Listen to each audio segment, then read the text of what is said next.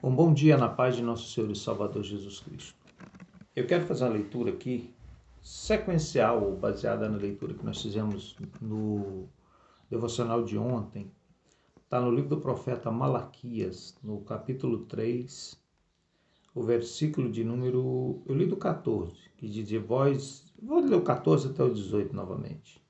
Mas eu quero destacar do 16 à frente, que ontem nós falamos nos dois primeiros versículos. Diz assim a palavra: Vós dizeis, inútil é servir a Deus, que nos aproveitou termos cuidado em guardar os seus preceitos, em andar de luto diante do Senhor dos Exércitos? Ora, pois nós reputamos por bem-aventurados os soberbos, também os que cometem impiedade se edificam. Sim, eles tentam ao Senhor e escapam. Verso 16.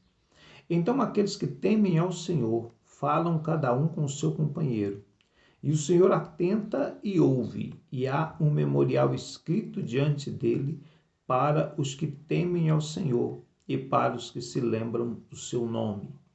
E eles serão meus, diz o Senhor dos Exércitos, naquele dia que farei, serão para mim particular tesouro, poupá-los-ei, como um homem poupa a seu filho que o serve.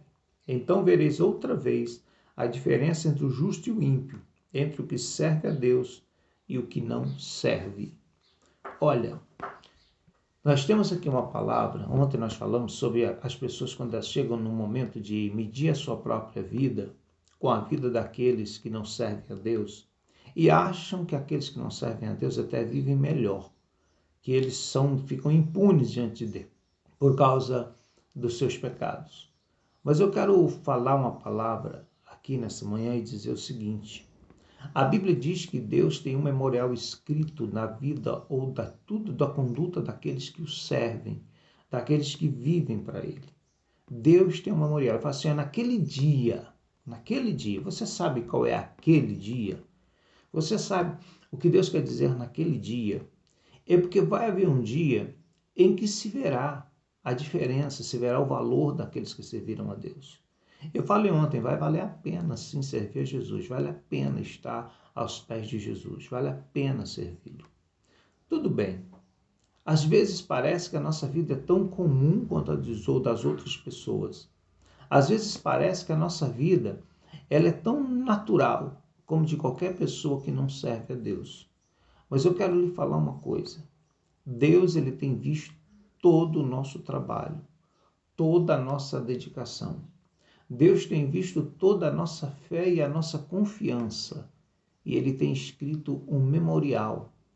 Ele tem escrito algo. Ele tem anotado a nossa história. E naquele dia, Ele vai fazer diferença na nossa vida. Quando nós falamos naquele dia, nós estamos falando do dia em que Ele há de vir arrebatar a sua igreja. Olha, o ímpio pode ganhar mais dinheiro do que o crente. O ímpio pode ter mais conforto nessa vida do que o crente. O ímpio pode ter tudo mais do que o crente nessa vida. Mas o ímpio não participa do processo do arrebatamento da igreja. O ímpio não vai ser arrebatado. O ímpio, ele não tem um lugar reservado na eternidade com Deus. Mas muito pelo contrário. O lugar do ímpio é no lugar de tormento, onde o bicho não morre e o fogo não apaga.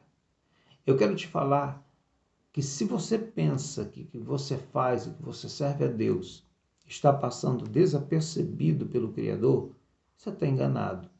Porque Deus ele sabe tudo o que nós fazemos. Ele conhece toda a nossa intimidade, a intimidade do mais secreto dos nossos pensamentos. Deus conhece. E naquele dia, a Bíblia diz, outra vez vocês verão a diferença. Por que outra vez? Você se lembra que quando Deus trouxe juízo a toda a terra daquela época, através do dilúvio, somente 8 pessoas foram poupadas no dilúvio. Somente Noé e a sua família.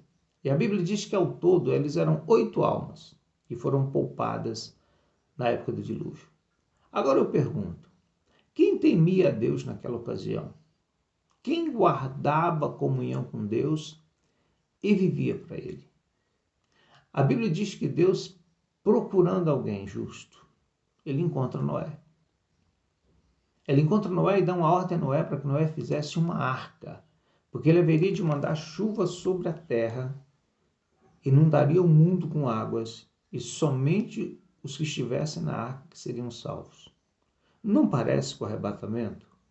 Não aparece com a seleção que Deus fará no dia de arrebatar a sua igreja? Pois somente 8 pessoas estavam na arca, somente 8 seres humanos estavam na arca no dia do dilúvio.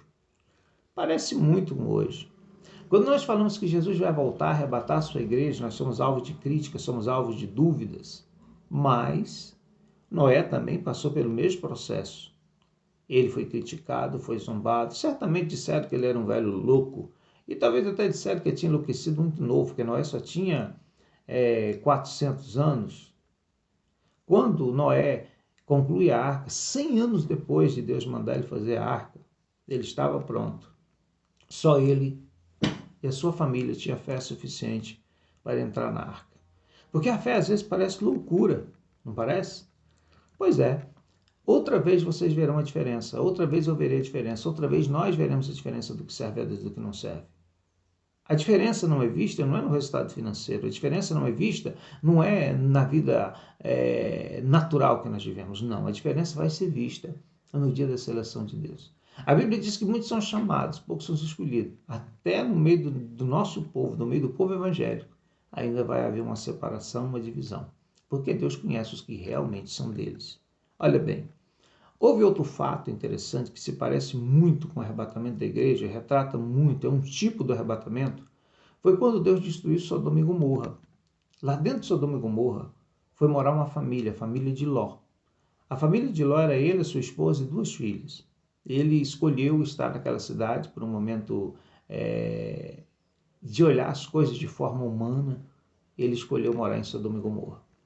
Quando houve a necessidade que se afastasse Abraão, se dividisse de Ló, Abraão deu a oportunidade de Ló escolher para que lado que ele queria ir, para onde ele queria ir, onde ele queria morar. A Bíblia diz que ele escolheu as campinas de Sodoma e Gomorra, que tinham pastos verdejantes. Lá era muito bonito aos olhos. E muitas das vezes nós escolhemos as coisas de acordo com os nossos olhos mesmo, não é verdade?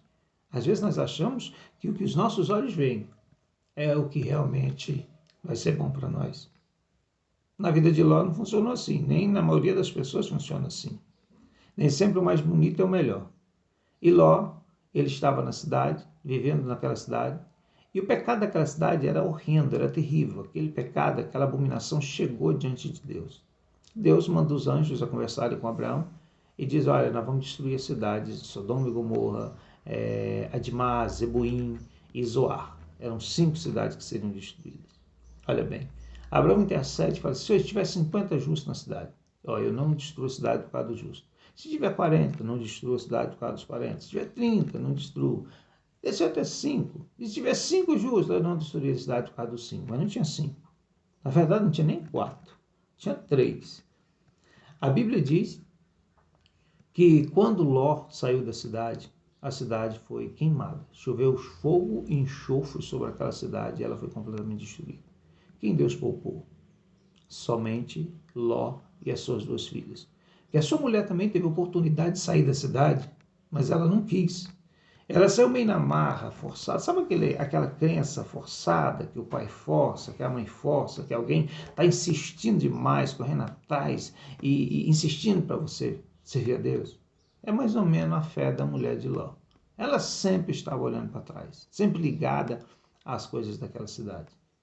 Ela olhou para trás, transformou numa estátua de sal e Ló foi salvo com as suas 2 filhas. Sabe o que vai acontecer? No dia que Jesus voltar, vai ser muito semelhante. Porque ele vai olhar no seu memorial escrito, no livro que ele tem escrito, e ele vai saber quem serve a Deus e quem não serve. Aí a expressão, e outra vez vereis a diferença. Por quê? Porque essa diferença já foi vista antes. Porque Deus já fez uma seleção semelhante a essa antes. E ele fará de novo. Aí você me diz que é inútil servir a Deus? Só se você não tiver a visão da vida eterna. Só se você não tiver uma visão de eternidade. Porque servir a Deus pode não nos garantir sucesso financeiro, pode não nos garantir uma saúde completa nesse mundo, mas servir a Deus é que nos faz diferentes para entrar na vida eterna. Você acha que não vale a pena? Eu creio que vale tudo. A Bíblia diz que é melhor perder aqui nesse mundo e ganhar a eternidade. Só que tem muita gente que não tem visão de eternidade. São como Judas Iscariotes, que acha que o reino é aqui, que acha que tem que conquistar tudo aqui e que não tem nada para ser conquistado no futuro. Pare e pense. Eu quero te falar uma coisa. Não é inútil servir a Deus. É muito útil. E a melhor coisa que nós podemos fazer é servir ao Senhor. Que Deus te abençoe nesse dia, em nome de Jesus.